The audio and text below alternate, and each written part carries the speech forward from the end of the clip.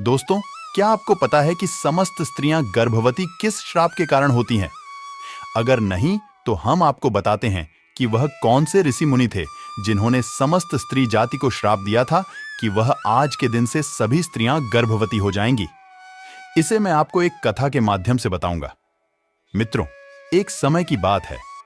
भगवान भोलेनाथ अपने कैलाश पर्वत पर विराजमान थे। तब उनके पास माता पार्वती आती है और कहती हैं, हे प्राणनाथ, आज मैं आपके पास एक प्रश्न के उद्देश्य से आई हो। तब भोलेनाथ कहते हैं कि हे पार्वती, बताओ कौन सा है वह तुम्हारा प्रश्न। तब पार्वती कहती हैं कि हे प्राणनाथ, इस चराचर जगत के स्वामी, मेरा प्रश्न यह है कि वह कौन से ऋषि थे जिन्होंने कलयुग की स्त्री को गर्भ धारण करने का श्राप क्यों दिया। देवी, पार्वती आगे कहती हैं कि स्त्रियों में ही गर्भ की उत्पत्ति क्यों होती है। संसार में केवल स्त्रियां ही गर्भ धारण क्यों करती है? इसके पीछे क्या कारण है? यह कष्ट केवल स्त्रियों को ही क्यों सहन करना पड़ता है? यह बात सुनकर भगवान भोलेनाथ कहते हैं कि हे पार्वती, यह प्रश्न प्रत्येक कलयुग की स्त्री के लिए महत्वपूर्ण है, क्योंकि पहले ऐसा नहीं था। पहले की स्त्रियां गर्भ युवती नहीं होती थीं। हे देवी पार्वती, मैं तुम्हें इस प्रश्न का उत्तर एक कथा के माध्यम से दूंगा। तब देवी पार्वती कहती हैं कि हे प्रभु, कृपा करके मुझे वह कथा सुनाइए।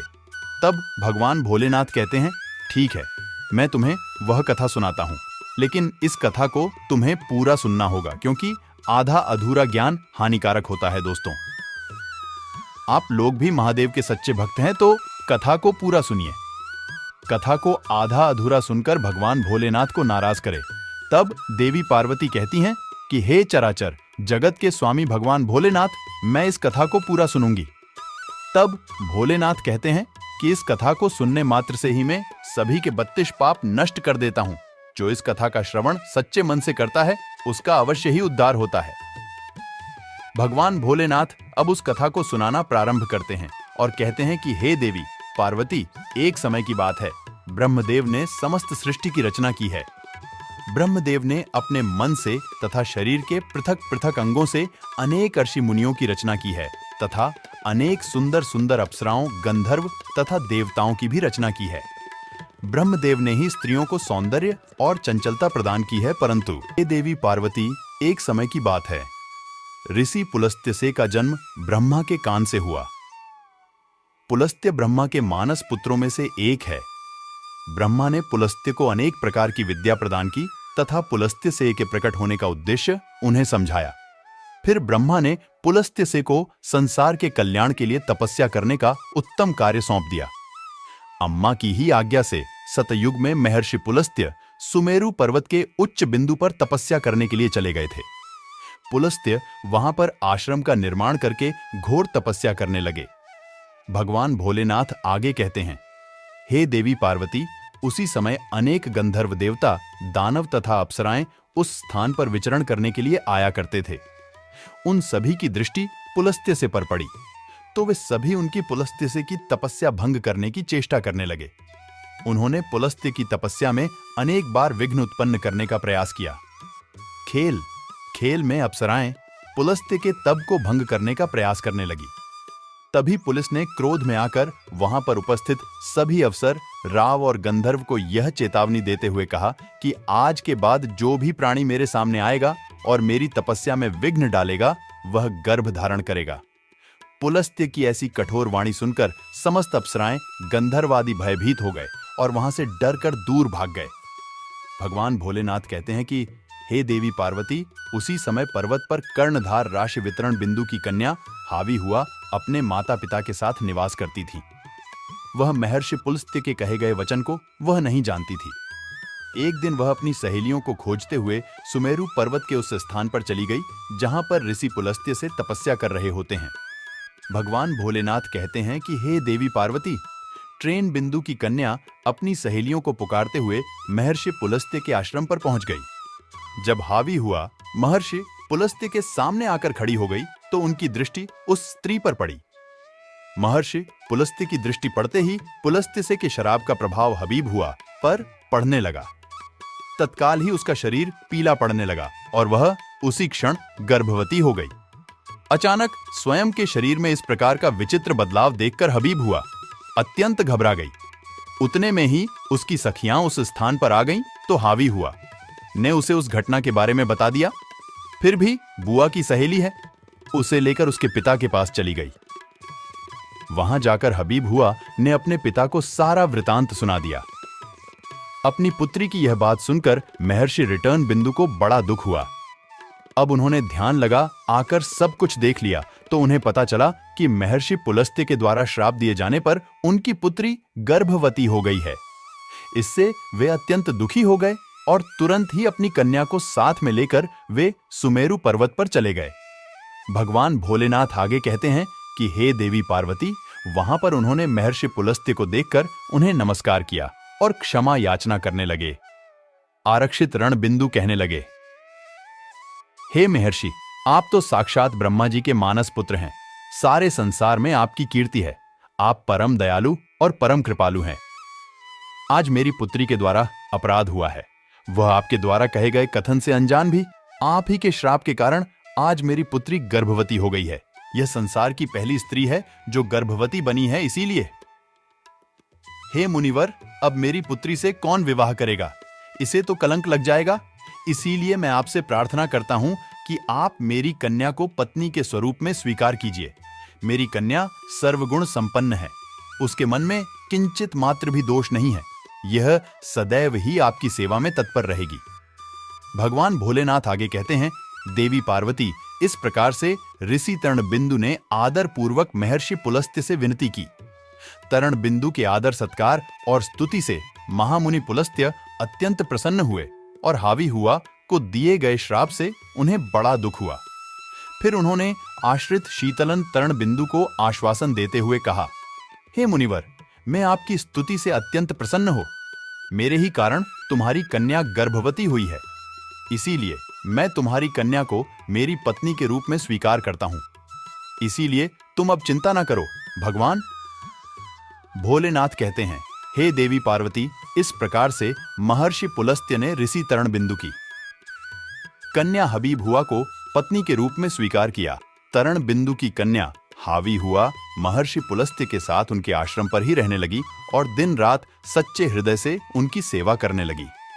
महर्षि पुलस्त्य भी देवी हावी हुआ की निस्वार्थ सेवा, पतिव्रता, धर्म और भक्ति से अत्यंत प्रसन्न हुए।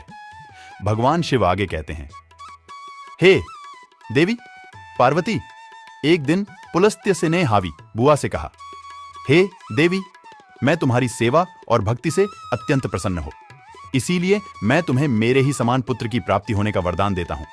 जिस समय तुम मेरे सामने आई थी उस समय मैं वेदों का पाठ कर रहा था और तुमने वेदों का श्रम भी किया है।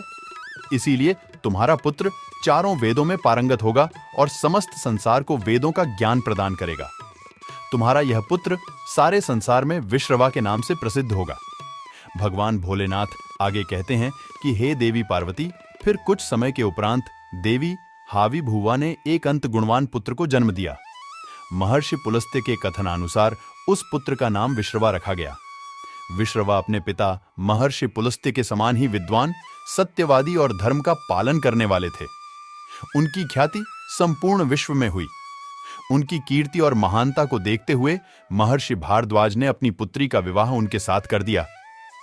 फिर मोरनी विश्रवा की पत्नी के गर्भ से एक पुत्र का जन्म हुआ जिसका नाम श्रवण रखा गया। वह श्रवण का ही एक नाम कुबेर है।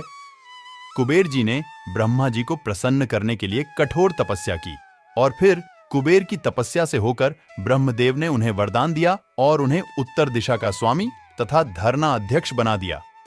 भगवान भोलेनाथ आगे कहते हैं, हे देवी पार्वती, इसके साथ ही मन की गति से चलने वाला पुष्पक विमान कुबेर को भेद दिया। कुबेर जी धन के स्वामी हैं। गंधमादन पर्वत पर स्थित संपत्ति का चौथा भाग कुबेर जी के ही नियंत्रण में है। कुबेर जी ने उस धन का 1.25 भाग मनुष्यों को प्रदान किया। महर्षि विश्रवा की दूसरी पत्नी का नाम कैकसी था। भगवान शिव कहते हैं, हे देवी पार्वती, एक बार मैंने ही तुम्हारे लिए अत्यंत सुंदर महल का निर्माण करवाया था जिसे लंका नाम दिया था। उस लंका के गृह प्रवेश के समय मैंने ऋषि विश्रवा को भी निमंत्रण दिया हुआ था। आशय विश्रवा अपनी पत्नी को लेकर लंका के गृह प्रवेश में गए आए थे। जब मैंने ऋषि विश्रवा को दान मांगने के लिए कहा तब विश्रवा की दुष्ट पत्नी कैकसी ने छल से विश्रवा को लंका मांगने के लिए विवश कर दिया और मैंने वह लंका उन्हें दान में दे दी थी। तब माता पार्वती कहती हैं कि हाँ प्रभु, मुझे याद है। तब भगवान भोलेनाथ माता पार्वती से यह भी पूछते हैं कि क्या तुम्हें यह भी याद है कि मैं क्रोध में आकर कैकसी को श्राप दिया था और श्राप देते हुए कहा, आज तुमने मेरे पति से जिस सोने की लंका को मांगा है, एक दिन वही तुम्हारी यह सोने की लंका को जलाकर भस्म कर डालेंगे। तब देवी पार्वती कहती हैं कि हे प्रभु, मुझे सब कुछ याद है। भगवान भोलेनाथ आगे कहते हैं, जिसके बाद विश्रवा जी को मैंने जो लंका प्रदान की थी, उस सोने की लंका को अपने पुत्र कुबेर को प्रदान की। किंतु बाद में कैकसी के पुत्र रावण ने कुबेर से वह लंका छीन ली।